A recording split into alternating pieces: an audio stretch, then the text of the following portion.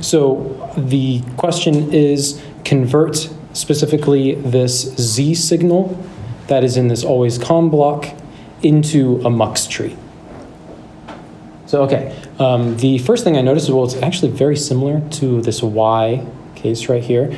And yeah, first I started by looking at A, and I saw that when A is equal to 1, then I went and set the default value to 0 here. And then when A is equal to 0, then I needed to employ this mux, where when we say C is equal to 1, then you can see Z is equal to 1. And when C is equal to 0, you can see that Z is equal to B. Okay, are there any issues with this? I think it looks good, right? Cool, okay. And then after that, then we do this final mux at the end. So we say if D is equal to 1, then what is the value of Z? Wait. Yeah, B, okay. And then when D is equal to 0, what is the new value? Whatever it was before. Yeah, it's actually just whatever it was before. Yeah. So what would happen actually now if I went and like right here, I like made it be like Z is equal to like 0 or something, like right there. What would happen to this mux tree? It would disappear. Yeah, actually, yeah, what would happen is we would just have like this section disappear, and now this right here would actually just become 0. Yeah, kind of interesting, right? Sure. There we go. Okay. Let's return back to the previous example, unless there's any questions. Yeah, question. So how do multiple of these connect with each other, for example? Oh, so you're asking now how are these individual outputs related? Yeah. So these are, completely separate disjoint circuits. They have, they're mux trees, and you might have some wires that are shared between them if they like are the same mux, like it might recognize that and it might produce like a duplicate signal. So like it might recognize that like this output and this output are actually the same. So maybe it will like delete one of these muxes or something, but it doesn't even need to do that. Most of the time it just treats these as just completely individual disjoint circuits. There we go. Sure. Sometimes it will also just like share like certain selector pins too. Okay. Cool.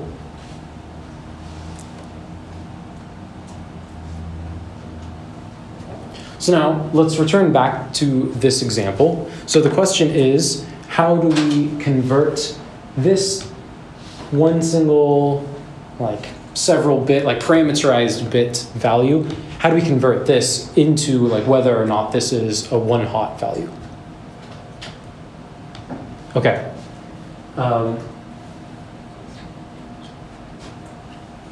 What are we thinking? What are some strategies? Yeah. You can have a counter that increments every time there's a 1, and then if the output of that counter is 1 at the end. I actually really like that. Yeah, so maybe what we could do is have like a for loop, kind of. Maybe similar to the for loop that we already saw, like the generate for loop. So in that case, let me show you how to do that. So we can make another always comp, begin, come on. Okay, and I can say maybe logic, and we can make like a value to start like incrementing. We could maybe say, we could just make it be like width, even though it's maybe a little bit overkill. Call I, sure.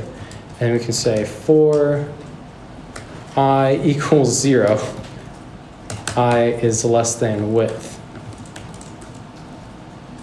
I plus plus. And do we remember, so what does a for loop do? Like does it like run each, like, does it execute like each line of code? Or like what does a for loop do?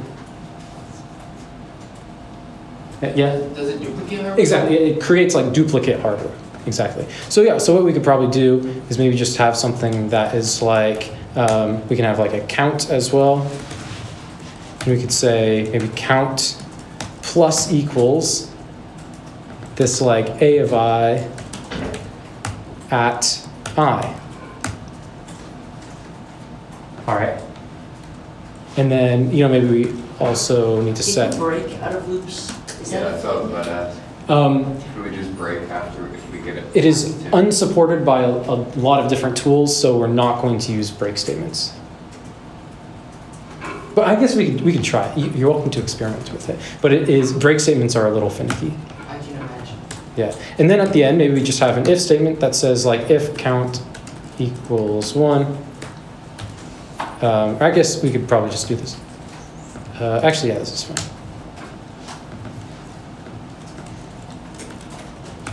Okay. Yeah, that's fine.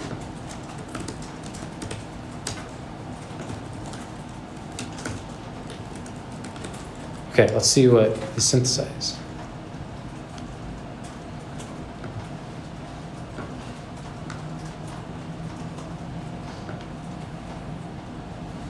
So cool. It looks like it seems to be working. So I'll zoom out of here. There we go. Okay, and we'll do binary. We'll do like 0, 0, 0, 0. Okay, you can see it's 0. But if I do 1, okay, cool. Yeah, it seems to. It's very small font. So it looks like it's working. But now we have like the same issue where we have all these like plus signs. So it is not ideal. We could probably do this more efficiently. But what's great though is now we can make it work for any parameter. So now we could go and do it for like size 8 or something. I could also click optimize and we could see what that does for us. Whoa. Oh, it's frozen. Uh-oh. Come on. There we go. Okay, so now it's created all these adders right here, and I can go and test this out now. Looks to be working. Pretty sick. There's definitely like more efficient ways of doing this. Can we think of any more efficient ways? I had a question. Yeah. Does Verilog have like regular functions that take in a number and give out a number and they get evaluated at compile time? So the question is, does Verilog have functions? The answer is yes. You can also write functions in Verilog, but we're not going to do that right now. Okay. But you can do functions. And the idea with functions is, it should take in like inputs and then produce an output. They're meant to be like pure functions. You shouldn't have functions like edit any external like states or things. Functions should only like take in a value. Think like square root, or we could make a function that is basically just like Because a ceiling log2 function would probably be really useful. Actually, so there is. Because for example, count only has to be ceiling log2. That's right. So actually, there is a clog2 function that is built in. Sweet. Yeah. And this is actually very common. Is you'll see like clog of things. Yeah. Anyone see this clog? Okay, good. This is the first time you've seen it, and you're probably going to use this thousands of times now. Yeah. Okay. Any other ideas on how we can maybe do this better?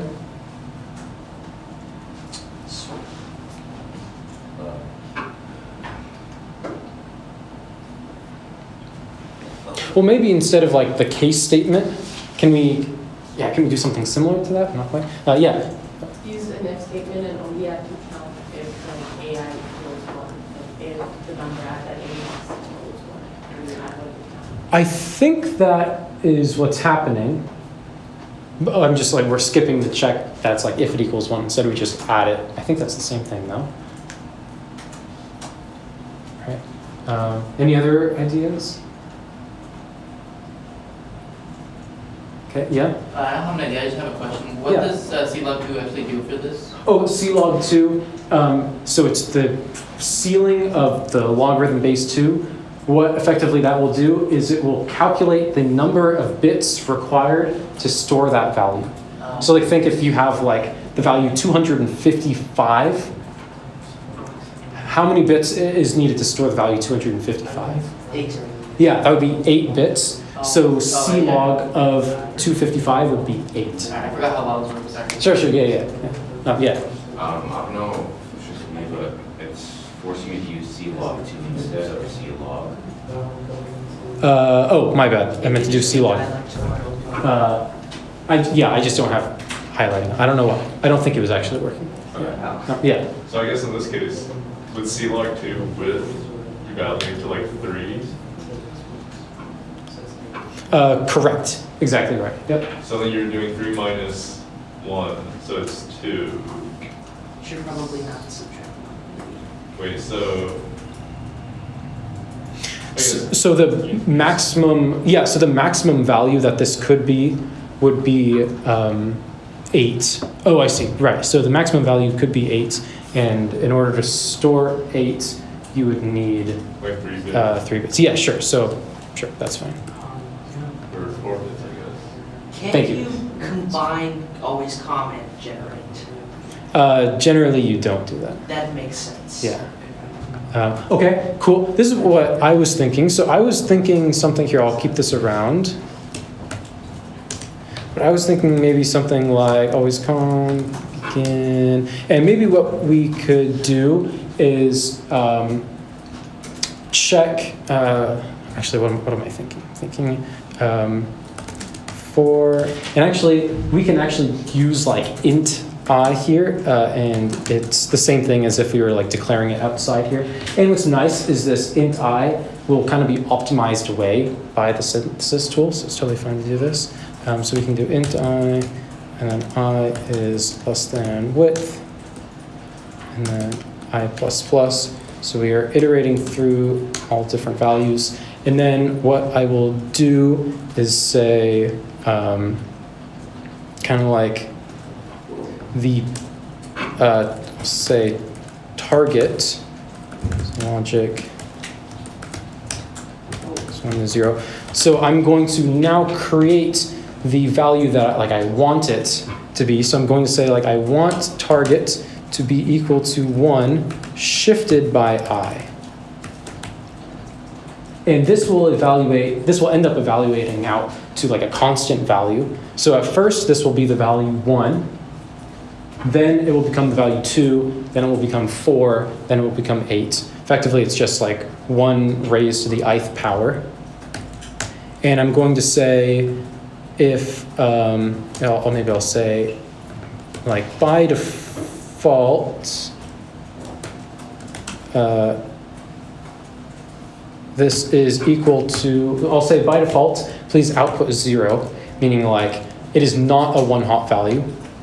But if at any point target is equal to A, or if A is equal to target, so if A equals 1, or if it equals 2, or if it equals 4, for each of the different values, then we can say y of 0 is equal to 1.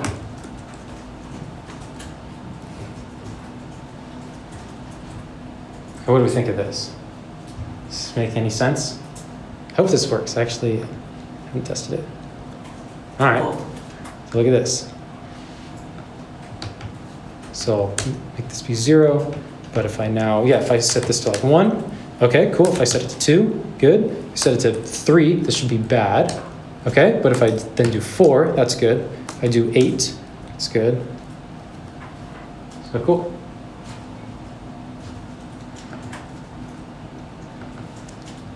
Oh, wait, hold on. I got calculated it. I didn't picture it. All right. All right. Does anyone want to fight me, or is this okay? Yeah. Do you not need a beginning and end with the if statement there? Correct. I do not, because it's just one single line. But yeah, I probably should have put one. So you just So if it's one single line, then you don't need to put a beginning and end. Similar to parentheses in C.